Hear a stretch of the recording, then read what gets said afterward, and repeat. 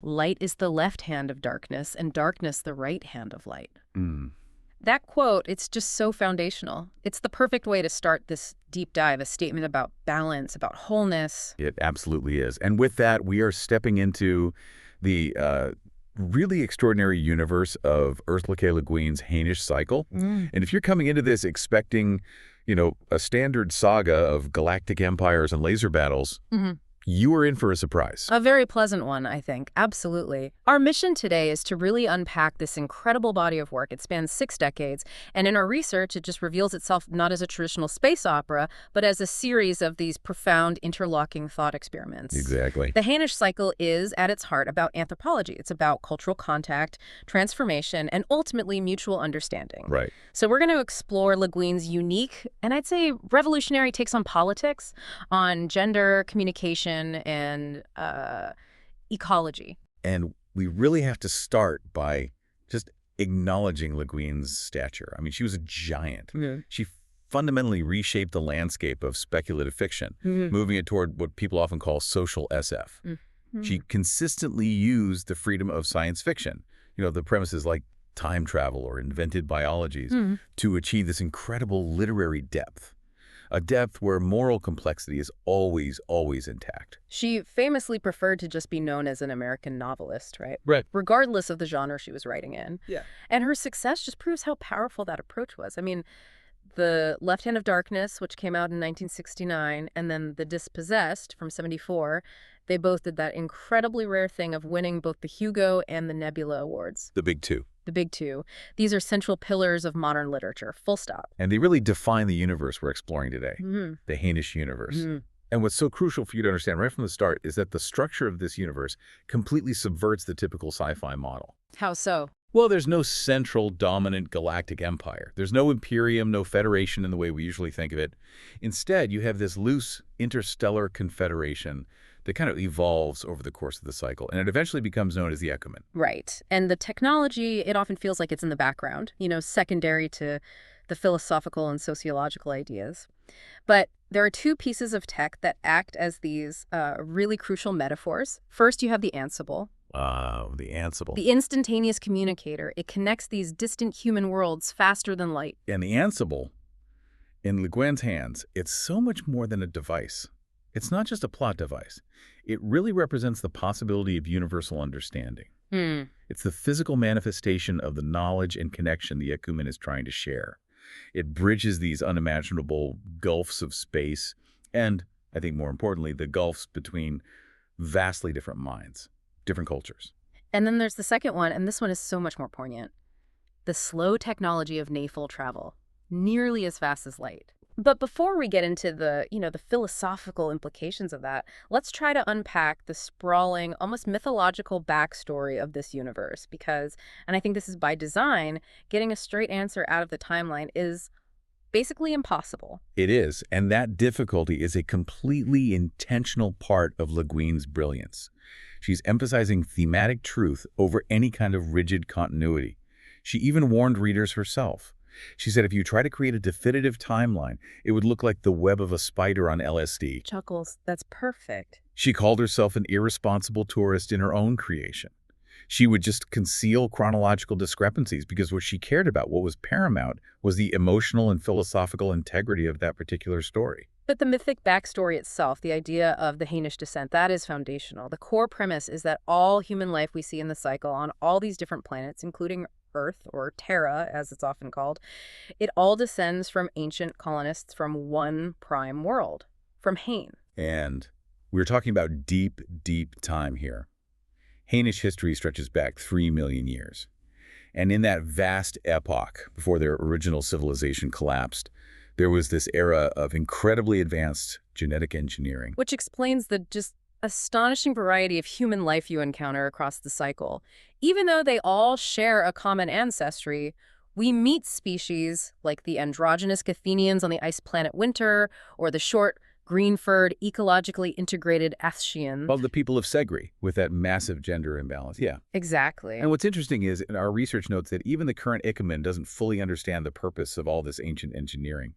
Was it a conscious ecological adaptation to these incredibly harsh planets, or was it something more philosophical, an exploration of human limits, of human potential? And Le Guin just lets that ambiguity sit there. She embraces it. It suggests these planets are these giant, ongoing biological thought experiments. So, after this long period of colonization, the original Hainish civilization collapses. All the colony planets, including Earth, completely forget that other human worlds even exist. They're isolated for millennia. Right. So the Hainish Cycle is fundamentally the story of reestablishing contact across the galaxy. It's a process of rediscovery, not of conquest. And this reunification, it happened in a couple of phases, didn't it? It did. First, there was the League of All Worlds, which is the setting for the earliest novels. But that league gets disrupted by a major conflict, what's known as the Age of the Enemy. Specifically, a conflict with aliens called the Shing. The ones with the terrifying ability to lie using mind speech. Precisely, which, undermines the very fabric of trust. And then the second phase is the reconstruction, the new alliance, known as the Ekumen. And the name itself is so telling. It comes from the Greek word orkumene, Meaning the inhabited world. It immediately signals his whole philosophy. It's about universality, not about a military or political union. Crucially, the Ekumen's mission is explicitly non-imperialistic. Their motto is, the mission is not to rule, but to learn. This means the entire organization prioritizes diplomacy, cultural exchange, anthropological study. The Ekumen observers you meet, they're almost always ethnologists or historians trained on Hain. Their job is to assimilate knowledge, not to extract resources. But Le Guin is way too complex for simple utopianism. Even the technology she describes, like that naval travel we mentioned, it's a moral minefield.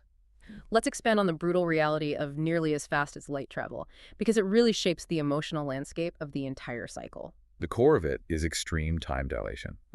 And that is the core tragedy of interstellar travel in this universe. If you travel, say, a mere 8 light years, a trip that might take the crew a few weeks of their subjective time. Right. 8 full years will pass on your home world, or on the world you're traveling to. So the physical speed is, a celebration of technology. But the temporal gap, the time difference, is a source of this profound existential loss. The traveler often finds they literally have no home to go back to. Everyone they knew has aged decades, or is simply gone. There's a moment in Rokanen's world where a character just dismisses the idea of retreating to a nearby planet by saying it would be like running 8 years into the future to see what happened. It's such a gut-wrenching dose of realism injected right into the fantasy of space travel. Yeah. And this is where Le Guin gets so clever. Yeah. Because she turns that technology into a tool of political control. Our research shows that the Ekumen sometimes uses this temporal gap as a, quote, neo-colonial tool of discipline. That's a really powerful and critical concept. So how does that kind of nonviolent coercion actually work in practice? Well, imagine an Ekumen envoy. They're trying to negotiate with a hostile or, non-compliant planetary leader. Petty dictator, maybe. Okay.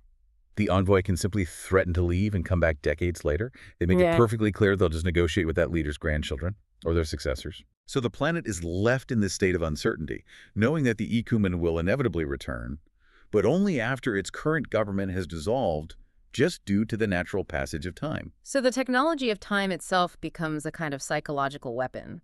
The Ekumen never has to fire a single shot. They just use the crushing reality of temporal physics to ensure compliance. It's this indirect control disguised as cosmic patience. Exactly. And it forces local leaders to think across generations, which, let's be honest, very few political systems are designed to do. Which makes the ansible, the instantaneous communicator, even more critical, because it's the only thing that can mitigate the brutal effects of time dilation on, communication. Right. But this brings us right back to that classic continuity glitch we mentioned earlier, which I think perfectly illustrates Le Guin's focus on metaphor over physics. You mean how the ansible is central to the plot in The Left Hand of Darkness from 1969? Yes. But its invention is the whole point of Shivek's story in The Dispossessed, which was published 5 years later in 1974. She just didn't care about the chronological slip. Didn't matter to her. What mattered was the idea of the ansible, the idea of it as a conduit for universal understanding, regardless of when it actually appeared in the fictional timeline. The concept, the metaphor, always comes first. Always. Okay, so let's transition into the actual narratives themselves. I think it makes sense to follow Le Guin's own intellectual evolution, maybe by starting with those earliest books, the ones often categorized as the League-era novellas from 66 and 67. Yeah, that's a great way to do it. These are definitely rooted more in, traditional science fiction, but you can already see Le Guin's clear ethical core. The cycle really begins with Rokanon's World from 1966. And this introduces us to Gavril Rokanon. He's an ethnologist from Earth, and he gets stranded on this pre-technological planet after his ship is destroyed by the Shing. It's very much an adventure story. It mixes sci-fi concepts with classic folklore. You have creatures that are basically winged griffins and these underground dwelling people she calls elves. But that opening vignette, it's a fantastic example of high-concept science just crashing into personal tragedy. You're talking about the Dowry of Angnier? Exactly. That vignette is just heartbreaking because it immediately grounds the cosmic scale of the story in raw human emotion. It's about a princess who goes on a quest for an ancient necklace. She succeeds, she's a hero, but because she doesn't understand relativistic space travel, the journey that felt like days to her cost many, many years for everyone she loved back home. So she returns a heroic figure, but finds her entire world has moved on without her. It just underscores that theme right away. Pride and love are so easily ruined by the cold physics of time dilation. Then we move about 600 Earth years forward, though locally it's only about 10 years, to Planet of Exile, also from 1966. And this world, Gamma Draconis III, is defined by its massive orbit. It leads to these 15-year-long winters and huge, powerful tides. It's really a story about cultural survival in a harsh environment. You have two groups.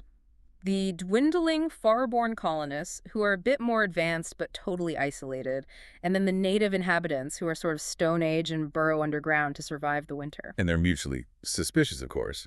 But there's a newly organized army of northern barbarians, the Gaul, who threaten both of them. And the survival of the far-born colony ends up depending entirely on cooperation, and crucially on a forbidden act of interbreeding with the native populace. It's a very early, very powerful depiction of a core Le Guin theme, that finding a home, or even just finding a future, often requires you to shed your old prejudices and embrace some kind of hybridization. Which then sets up the next book, City of Illusions, from 1967. And this one just flips the script completely. Suddenly, Earth itself is the alien post-apocalyptic setting. It's been subjugated by the Shing, those enemy aliens who can lie with their minds. And that's such a critical idea. How can you have a civilization when the most basic tool of community, just trusting what another person says, is completely compromised? It creates this state of perpetual low-level paranoia. The protagonist, Falk, is an amnesiac. He's an outsider on a quest for his own identity, and he's journeying across this grim post-collapse North America toward the Shing city of Estok. And the powerful reveal, the twist, is that Earth's liberation depends on the descendants of that union, the Terran and Ulturan union from the previous book, Planet of Exile. The cycle really rewards you for paying attention. It does. Those small acts of cultural blending from the book before suddenly have galaxy-wide ramifications. It shows that these personal, intimate choices can have political, even cosmic scale. So this early trio, it really sets the stage. But the cycle truly exploded with the masterpieces of the late 60s and mid-70s, starting with the novel that made her famous. Lust and Darkness, 1969. Genli A's struggle on Gethen, the world everyone calls winter. And the Gethenians are ambisexual. They have no fixed gender. The whole novel really centers on Genli's profound failure to understand them because his own Terran fixed gender masculinity is this fundamental cultural barrier. Right. And the key biological feature is Kemer. This brief, monthly period of sexual alertness when a Gethenian adopts either male or female sexual characteristics. For the rest of the month, they're neuter. And that biological cyclicality is in such sharp contrast to Genli's worldview, which is Terran, linear, progress-oriented, is what she often critiques as the Apollonian mindset. We should probably unpack that a little. What does she mean by Apollonian mindset? It's essential to understanding her work. She links it to rationalism, conquest, fixed duality, good versus evil, male versus female, and the patriarchal structures that are inherent in so much of human history. Genli A, when he first arrives, he projects his own binary assumptions onto the Gethenians. He labels the cautious ones feminine and the more active ones masculine, and it gets him into all sorts of political trouble. Speaking of political traps, we have to mention Shifgrathor. Oh, yes. This Gethenian concept of prestige or face. It's as crucial to their society as gender neutrality is. It's this complex, highly ritualized mechanism of personal pride and indirect communication that governs all of their diplomacy. And Genlia, who relies on blunt, direct Terran communication, repeatedly misinterprets it, especially with the exiled statesman, Estraven. This failure of communication is what gets Genli thrown in prison and sets up the central action of the novel. Which is that perilous collaborative journey across the great ice shelf. The emotional heart of the book is that journey. It's where Genli and Estraven forge this deep bond that finally transcends Genli's initial prejudices about gender and loyalty. It's only in that crucible of suffering and mutual sacrifice that Genli starts to understand what Estraven calls his completeness. He learns that the Gethenian lack of fixed gender creates a society focused on cyclicality, patience, and balance. Next up was The Word for World is Forest, which came out in '72 as a novella and then later as a book in '76. And this one is often seen as a direct, really powerful critique of the Vietnam War and colonialism in general. Absolutely. The Terrans arrive on the planet Athshi and just ruthlessly exploit the natives. They're these short, green-furred people who the Terrans derisively call creatures. And they're clear-cutting the forests for timber. It's explicit that they're repeating the same environmental collapse that already ruined Earth. And the natives, the Athshians, they're traditionally a deeply pacifist, gentle culture. But they're driven to revolt by this ruthless exploitation and murder. Their successful resistance is spurred by their unique concept of Dreamtime. Right, let's unpack Dreamtime, because that's the core insight into their unique nonlinear culture. It's not just sleeping, is it? Not at all. It's a form of active meditation where the Athshians connect to their deep psychological selves and, crucially, to the collective consciousness of their people. So it allows them to organize nonlinearly. They can transcend the rigid hierarchical communication structures the Terrans rely on. Yes. In this meditative state, they learn to communicate and act as this unified, decentralized force. They use the knowledge gained in that state to act violently and effectively, and they successfully expel the Terrans. But Le Guin ensures the victory is deeply ambiguous. The tragedy is that while they gain their independence, their formerly nonviolent culture is irrevocably changed. It's tainted by the act of fighting back, by embracing vengeance and war. And the League's intervention is so minimal, they guarantee independence for only 5 generations, which just highlights the enduring, corrosive threat of external assimilation. That brings us to what might be her other great masterpiece, The Dispossessed, an ambiguous utopia from 1974. A structural marvel told in these alternating chapters. It is. The physicist Shavik travels between 2 drastically different worlds. The harsh, anarchist, syndicalist moon, Anarres, and the wealthy, capitalist, patriarchal planet it orbits, Urras. And Anarres is settled by the Odonians. They're dedicated to this concept of non-possessive freedom. And to reinforce this, they speak a constructed language, Pravic, which is designed explicitly to discourage the possessive case. This is such a critical detail. It totally shapes their psychology. In Pravic, you can't really say my house or my career. You would say something like the house I am using or the work I contribute.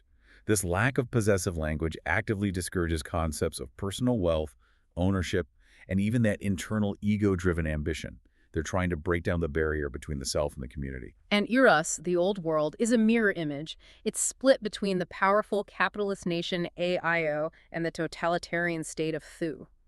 Shavek spends his time in AIO, which appears beautiful, wealthy, technologically superior to Anarres' dusty, demanding surface. But the brilliance of the novel is that Shavik comes to realize that while Anarres struggles with social conformity and real physical scarcity, the earth is often just dust and stone, requiring constant communal labor.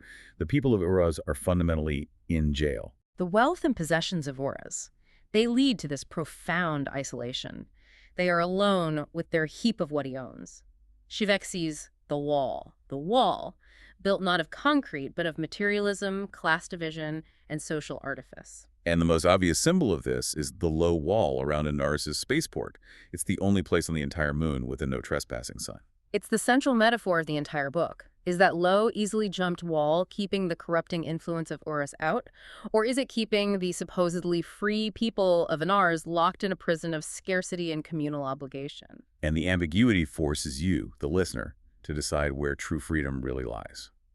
Okay, now that we've established some of the worlds and the narratives, we really have to tackle the philosophical core that binds this whole cycle together. Le Guin's deep dive is, at the end of the day, a journey into these massive themes of culture, power, and identity. And the cornerstone is cultural relativism. It's articulated so beautifully through this idea of the alien as a mirror. The core belief, which comes from her background in anthropology, is that no single culture holds all the answers. Understanding requires seeing a society on its own nuanced terms, Right. even if those terms challenge your most basic assumptions about gender or property or time. The Ekumen itself is supposedly founded on this principle of, cosmopolitan educational ideals. But as we mentioned earlier, Le Guin is always skeptical of perfect solutions. Our research notes a really paradoxical and kind of dark effect of this. The Ekumen contact, despite all its good intentions, often leads to cultural homogenization and even neocolonial results. This is a major critique she develops over the course of the whole cycle. When the Ekumen arrives, native cultures often internalize this Terran-influenced rhetoric of linear progress. They abandon their own, as one scholar put it, cyclical and phenomenologically grounded modes of culture in favor of the same disastrous teleology that we saw on Earth. So the benevolent observer becomes this irresistible cultural force. Like, for instance, after Genli Ai's mission on Gethen, the planet begins this process of assimilation into the broader Ekumen. And soon after, previously unknown warfare erupts between the two main nations, Karhide and Orgarin. Exactly. The introduction of these external ideas fundamentally breaks the quiet, non-violent balance of their ambisexual society. Another perfect, maybe later example of this ruinous contact is the planet Oka, which we see in the telling. Oka quickly moves into this fast-forward industrial technological mode. They make all the same mistakes Earth did, traffic jams, pollution, severe social stratification. They abandon their traditional process-oriented culture for the corporate dogma of onward to the stars.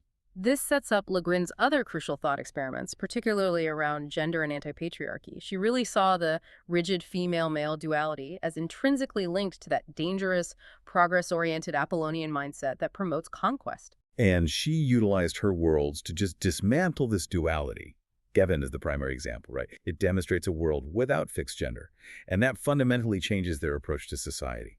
Because they're not stuck in that male-female opposition, they lack the driving impetus for war and hierarchical conquest that we see in so many patriarchal societies. Genli A's initial failure to understand is precisely the barrier Le Guin wanted to expose for us, the readers. He sees their lack of fixed gender as a lack of completeness or vitality, when in fact the Gethenians' cyclicality, returning every month to a neutral state, that's their source of stability. But she didn't just stop at androgyny. The short story, The Matter of Segri, from 1994, presents another radical inversion. It's a world with an extreme gender imbalance of 16 women for every one man. And on Segri, women control everything productive: industry, governance, the economy, the political system, all of it. The men, this tiny minority, live in segregated castles where they just engage in competitive sports and are available for stud fees and spectacle. They have extreme privilege but no power. They're admired for their beauty and their prowess, kind of like rock stars or athletes in our society, but they are completely excluded from decision-making. So she's using this setup as this dark allegory, inverting the power structures of Earth's patriarchy to just examine the arbitrary nature of gender roles and exclusion. And the recurring philosophical base for all of this critique of linearity of fixed dualism is Taoism, which Le Guin deeply embraced through her lifelong study of the Tao Te Ching. Taoism emphasizes balance, nonviolence, the middle way, and it's most visible in that yin-yang symbolism of light and darkness that we open the deep dive with. They're complementary. They define one another. They're not this Manichaean good versus evil. And this contrast, what you've called process-orientedness versus progress-orientedness, that's the engine of her critique. Process is cyclical, it's harmonious with nature, and she often associates it with the feminine or the androgynous. Whereas progress is linear, it's avaricious, patriarchal, Apollonian. It's always seeking growth, conquest, and resource exploitation. Which is where the ecological warnings in her work become just alarmingly relevant today. Earth, or Terra, is consistently depicted as a planet spoiled by the human species, ruined by runaway industrialization, ecological warfare, and greed. The consequences are laid out starkly in the research. Earth's population collapsed from 9 billion to half a billion. The survivors live under severe rationing, labor conscription, forced birth control, and they're dependent on charity from the Hainish. And this failed model is just repeated elsewhere. Like the planet Greedy, which is now just hot rock and desert, its environment totally wrecked by a prior technological society. Le Guin shows us again and again that this linear, progress-driven ambition is inherently ruinous to the environment. She links the desire to conquer nature directly to the desire to conquer other people. And if we connect that Taoist base back to politics, we return to that deep exploration of anarchism in the Dispossessed. Anarres, the moon, is based on nonviolent anarchist thinkers like Kropotkin. It's such a profound exploration of freedom and responsibility. Anarres is a post-carceral society. The very idea of physical prisons is horrifying to the children there. They don't even encounter the concept until they read history lessons. But the genius of the ambiguous utopia is that Anarres itself is constrained by its own internal system, the tyranny of social conformity. Exactly. Because there's no external law enforcement, the community enforces behavior through peer pressure, ostracism, ridicule, which is a psychological constraint that is often more painful than actual bars. The physicist Shevek faces persecution simply for wanting to share his groundbreaking physics theory across worlds because his ambition is seen as self-serving. It's potentially damaging to the community consensus. So Le Guin proves that true freedom isn't just the absence of coercion.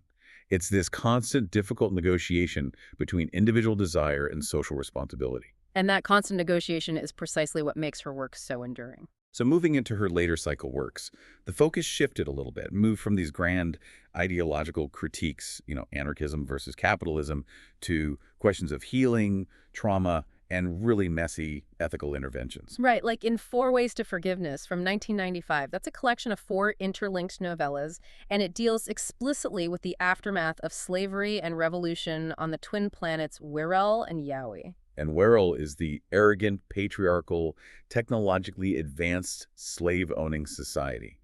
Yowie is the former colony world that successfully revolted. And these stories, they delve so deeply into trauma, they explore that messy, agonizing process of healing.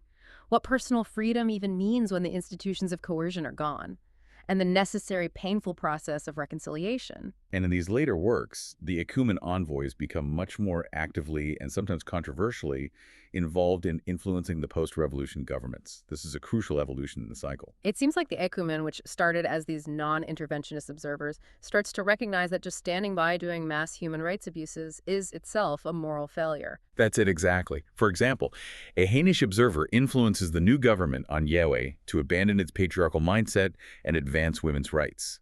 And they use the leverage of Ekumen technology and resources to do it. So the Ekumen is moving from being this neutral observer, which you could argue was proven ineffective in places like Gethen, to a cautiously interventionist force for moral good. They're pushing back against these deeply ingrained societal norms like enslavement and inequality. But the politics here are just far more complex and ethically fraught than the clean theoretical constructs you see on Anarres. And then there's The Telling from 2000, which circles right back to the dangers of cultural homogenization that we were talking about on the planet Ageka. Right. The Telling deals with a corporate-driven erasure of the indigenous, process-oriented culture of Ageka. This culture was based on oral tradition, memory, ritual, and it was called the Telling. The ruling corporation state is destroying this tradition. They're forcing a modern linear technological path and literally burning all the ancient books. So the resistance in this novel is centered on story, on oral tradition and memory. The protagonist realizes that cultural permanence doesn't lie in grand scientific breakthroughs, but in the mundane sphere. In the daily rhythms, the rituals, the connection to ancestry, that becomes a kind of retardation device against rapid, ruinous historical change. The later works also continue this exploration of biological and social uniqueness. We learned about the controlled, conscious fertility of the Hainish. They have to consciously choose to produce viable genetic material to reproduce. And we see the gender imbalance of Segri again, and the unique 4-person marriage system, the Sederatu, on the planet O, which normalizes bisexuality, but of course introduces its own taboos and constraints. It really shows that even millennia later, the genetic and social experiments started by the ancient Hainish just continue to play out in this infinite variation, confirming that human complexity is essentially unbounded. So if we take a step back and look at all of it, what is the collective legacy of the Hainish cycle? Well, Le Guin's work achieved something absolutely vital. It demonstrated unequivocally that social SF science fiction that prioritizes sociology, anthropology, and philosophy over hardware could attain the highest levels of literary recognition. She moved the genre past its pulp foundations and right into the mainstream. Her enduring influence is just massive, particularly on feminist and ecological science fiction. She fundamentally challenged readers to embrace ambiguity, to embrace complexity, and to look for patterns in the cyclical nature of power and progress, rather than expecting simple, linear answers. And this is so rooted in her narrative style of quiet heroism. Her protagonists aren't conquering heroes. They're ethnologists, they're physicists, they're diplomats, and their conflicts are resolved through empathy, patience, and personal connection. Think about it. Shivak sharing his theory, or Estravin sacrificing himself to prevent a war. These are acts of profound moral courage, and they subvert the traditional hero narratives built on masculine pride, conquest, and firepower. Her true heroes are the ones who learn to listen. So for listeners who are just starting this journey, or maybe wanting to revisit the works with this framework in mind, what's the suggested reading order? Because, as we've established, chronological coherence is really not the point. No, the continuity is not the point at all. Le Guin was charmingly open about all the timeline discrepancies. Her own advice is really pragmatic. It focuses on reading the development of her own intellectual maturity as a writer. And she suggests starting with the mid-period masterpieces, right? Yes. Tackle The Left Hand of Darkness, The Dispossessed, and The Word for World is Forest first, in any order you like. These are the books where the philosophical and anthropological foundations of the Ekumen are most clearly established, regardless of that ansible paradox. They give you the core vocabulary for the universe. Then you can move on to the earlier, more traditional League-era novels, which show the universe in its infancy. Precisely. Read Rokanan's World, Planet of Exile, and City of Illusions. And doing it this way allows you to appreciate how she retroactively built the history while still retaining that original, pulpy flavor of the early adventures. And finally, you follow up with the later works that delve deeper into reconciliation and post-contact issues, where the Ekumen is really struggling with its own ethical limitations. Exactly right. So those would be the story suite, Four Ways to Forgiveness, and the novel The Telling. If you stick to that order, you'll trace her own intellectual evolution as a writer, from pulp beginnings to this profound philosophical maturity, using the masterpieces as your intellectual anchor. It's so clear that the Hainish Cycle is less about mapping a galactic empire and much more about mapping the internal geography of the human condition. Le Guin used science fiction as a path to philosophy, a path to anthropology, always inviting readers to look inward. And the Ekumen, when you view it at its best, it's not an empire, it's a practice of empathy. It's an attempt to create a civilization that's not based on shared government or borders, but on shared knowledge and conversation across these vast temporal and cultural distances. And as we've seen, knowledge and understanding in her cycle are perhaps the highest forms of courage. And that brings us right back to the great lesson from the Handara religion on Gethen. This religion built on nonviolence, balance, wholeness, standing in such stark contrast to that dualistic Apollonian mindset that led to Earth's ruin. The Handara asserted that true stability doesn't come from rigid control or linear progression towards some fixed goal. In fact, their wisdom is that the only thing that makes life possible is permanent, intolerable uncertainty, not knowing what comes next. They embrace the cyclical void. They embrace the darkness that's inherent in the light. Given that Le Guin's Hainish Cycle consistently shows how humanity's obsessive search for linear progress, that onward dogma, leads directly to environmental ruin and cyclical social disaster, it really makes you consider that final provocation. Does true freedom lie not in conquering the stars, in extending our linear Apollonian pathologies across the galaxy, but rather in embracing the ambiguity, the non-linear cyclical nature of life, and the uncertainty that is inherent to our existence on our own world, as the Gethenians or the Hainish eventually chose to do? In every world she imagined, Le Guin invited us not simply to look outward, but inward to question the foundations of our cultures, our identities, our politics, and the stories we inherit. She reminded us that understanding is an act of courage, that empathy is a form of knowledge, and that imagination is one of the deepest forms of responsibility we share as human beings. And so as we continue our research across the galaxies of her work, we discovered that these journeys are ultimately journeys toward ourselves, toward what we are, what we could become, and what we must choose to value. Thank you for joining us for this deep dive into the extraordinary universe of Ursula K. Le Guin.